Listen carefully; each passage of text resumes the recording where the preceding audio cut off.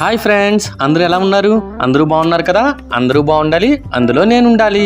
మరొక సరికొత్త వ్లాగ్తో మీ ముందుకు వచ్చేసింది మీ శ్రీ వ్లాగ్స్. ఫ్రెండ్స్, లాస్ట్ వ్లాగ్లో చూశారు కదా, ధర్మపురిలో లక్ష్మీ నరసింహస్వామిని దర్శించుకున్నాం కదా. ఇంకా అక్కడి నుండి వేరే చోటుకైతే బయలుదేరిపోయామండి. ఈ హైవే మొత్తం చాలా అంటే చాలా బాగుందండి. చూస్తున్నారు కదా, పచ్చని చెట్లతో కలకల్లాడుతుంది కదా.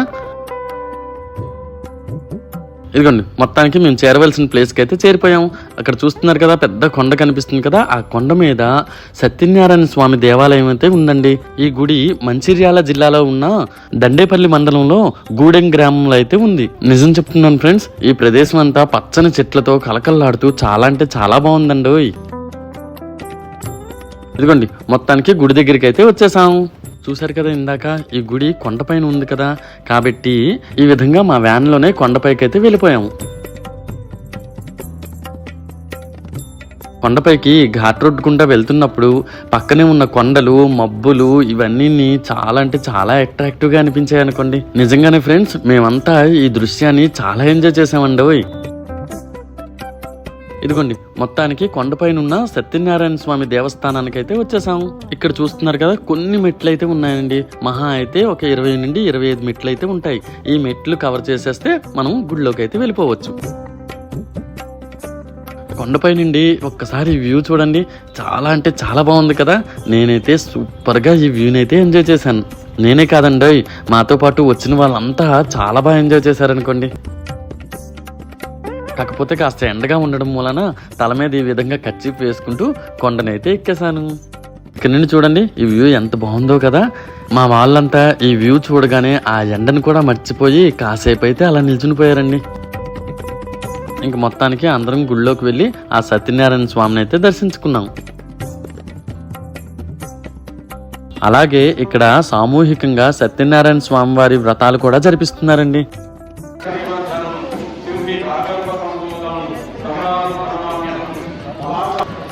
మొత్తానికి సత్యనారాయణ స్వామి దర్శనం అయితే చేసుకున్నాము. అలాగే ఇక్కడ చూసినట్లయితే వ్రతం చాలా అంటే చాలా బాగా చేస్తున్నారండి. సామూహిక సత్యనారాయణ స్వామి వ్రతాలు జరుగుతున్నాయి. ఎవరికైనా కావలిస్తే కనుక ఇక్కడ చక్కగా వచ్చి చేయించుకోండి. చాలా చాలా బాగా చేస్తున్నారు. మాకైతే చూడగానే చాలా బాగా అనిపించింది.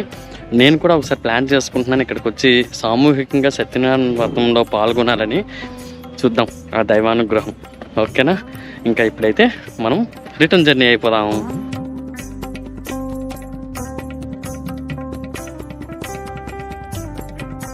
ఇంక ఇప్పుడైతే ఆసియా ఖండంలోనే అతి పెద్ద జాతర నిర్వహించబడే అదేనండి మేడారంలో ఉన్న సమ్మక్క సారమ్మల దేవాలయానికి అయితే బయలుదేరిపోయాము. అభయారణ్యం, నల్లమల అభయారణ్యం. ఇదా అభయారణ్యం అంటే?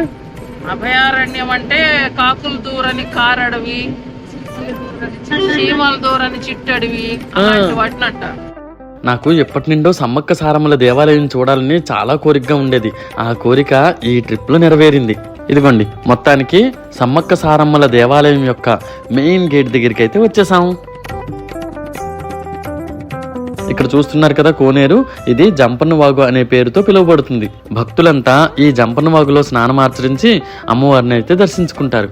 జాతర సమయాల్లో వచ్చినట్లయితే ఈ వాగు మొత్తం జనసమూహంతో కిటకిటలాడుతుంది అనుకోండి.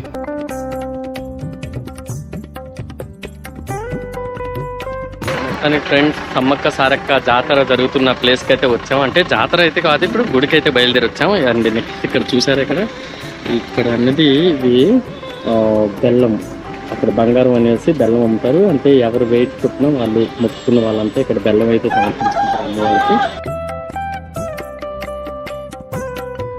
ఇక్కడ ఫ్రెండ్స్ మనం చూసినట్లయితే అమ్మవారి గుడి ప్రాంగణంలో వచ్చేసరికి ప్లాస్టిక్ బ్యాగ్లు, గ్లాసులు, బాటిల్స్ ఇవన్నీ అయితే నిషేధం అండి.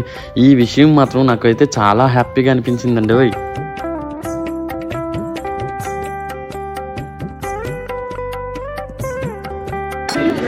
ఈ విధంగా మనం ఇప్పుడు గుడికి అయితే బయలుదేరిపోయాము. అయితే మేడారం సమ్మక్క సారక్క జాతరలు జరిగేటప్పుడు ఇప్పుడు అంతా ఇది వచ్చేసారా మొత్తం బ్యారికేడ్స్ కట్టి ఇదంతా క్యూ లైన్స్గా ఏర్పాటు చేస్తారు అన్నమాట. ఇప్పుడు జాతర ఏం జరగట్లేదు కాబట్టి ఇంత ఖాళీగా హాయిగా వెళ్ళిపోతున్నాం. కానీ జాతర జరిగేటప్పుడు మాత్రం ఇక్కడ క్యూ లైన్స్ అన్నీ ఉండి చాలా అంటే చాలా బాగా జరుగుతుందండి. అండ్ నెక్స్ట్ ఇక్కడ సమ్మక్క సారక్క జాతర అనేది తెలంగాణ వాసులకి ఇది ఫేమస్ జాతర కాబట్టి ఇక్కడ చాలా చాలా బాగా జరుగుతుంది. కంపల్సరీ ఇక్కడ తెలంగాణ వాసులు ప్రతి ఒక్కరు కూడా ఇక్కడికి వచ్చి, నేను చూపించాను కదా ఇందాక బెల్లం అనేది, బెల్లం బంగారం అనేసి చెల్లిస్తారు. ఎవరు వెయిట్ ఎంత ఉంటే అంత బెల్లం చెల్లిస్తామని మొక్కుకున్నప్పుడు ఈ బెల్లం అనేది చెల్లిస్తారు. అలాగే చూడండి ఇక్కడ ఇదనేది గుడి కమాన్. ఫ్రెండ్స్, ఆలయ ప్రాంగణంలో ముందుగా గద్దెలకు రాగానే మనకి సమ్మక్క అమ్మవారి గద్దె అయితే కనిపిస్తుందండి. ఇంకా మేమంతా ఈ సమ్మక్క అమ్మవారి గద్దె దగ్గరికి వెళ్ళి అమ్మవారి చుట్టూ 3 ప్రదక్షిణాలు చేసి భక్తి శ్రద్ధలతో అమ్మవారిని నమస్కరించుకున్నాక ఆమె యొక్క బండారు అంటే పసుపుని నుదుటిన బొట్టుగా పెట్టుకున్నాం.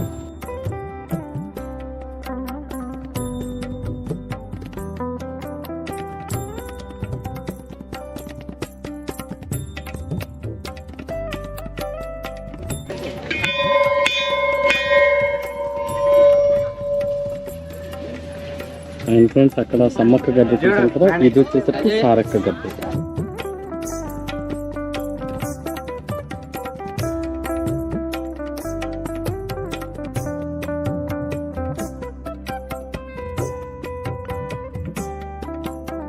ఇదిగోండి ఫ్రెండ్స్, నేను చెప్పాను కదా మొక్కుబడులు ఉన్నవాళ్ళు వాళ్ళ మొక్కుబడికి తగ్గట్టుగా బెల్లం అన్నది అంటే బంగారం రూపంలో అమ్మవారికి సమర్పిస్తారు. అదేవిధంగా చాలామంది మొక్కుకున్న వాళ్ళు అమ్మవారికి ఈ విధంగా చీరను కూడా సమర్పిస్తారండి. అండ్ ఇక్కడ అమ్మవార్ల మహత్యం ఏంటంటే ఇంతలా అమ్మవారికి బెల్లం సమర్పిస్తున్నా సరే ఒక్క ఈగ కూడా కనిపించదండి.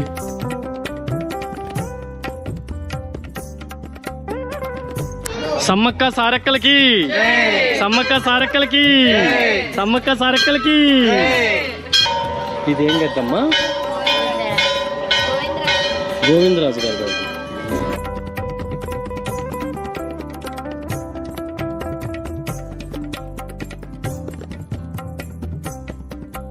మూలికలు కదండి అవి. పరంస పిట్టకాలు సంతానం గానులకు, భర్త మాట భార్య విలువలకు, భార్య మాట భర్త విలువలకు, అనుకున్న పనులు అయ్యేది. పానవాని కన్ను పగవాని కన్ను, అరకది బరకది ఉండేవాళ్ళకు అది ఇంటికి కట్టుకుంటే మంచిగా అవుతుంది. ఒంటికి కట్టుకుంటే పానం హుషారు ఉంటది, మంది కన్ను పోతుంది. అమ్మవారి చెట్టది చిలుకల గట్టు, శెలిపే చెట్టు, దెయ్యాల మడుగుల ముంచి జపం చేసి దాన్ని ఇచ్చిందని మంచి జరుగుతుంది అందరికి. ఇల్లు పిల్లలు కుటుంబం బాగుంటది. అయ్య మాట కొడుకుంటాడు, కొడుకు మాట అయ్యంటాడు, అత్త మాట కోడలుంటది, కోడల మాట తింటది. అసలు చెట్టు అది పౌరు చెట్టు చెప్తాం అది. ఇంకా ఈ విధంగా నేను ఎప్పటి నుండో అనుకుంటున్నా ఈ సమ్మక్క సారమ్మల దేవస్థానానికి వచ్చి అమ్మవారిని భక్తి శ్రద్ధలతో దర్శించుకున్నాక మేమంతా కలిసి భోజనానికి అయితే వచ్చేసాం.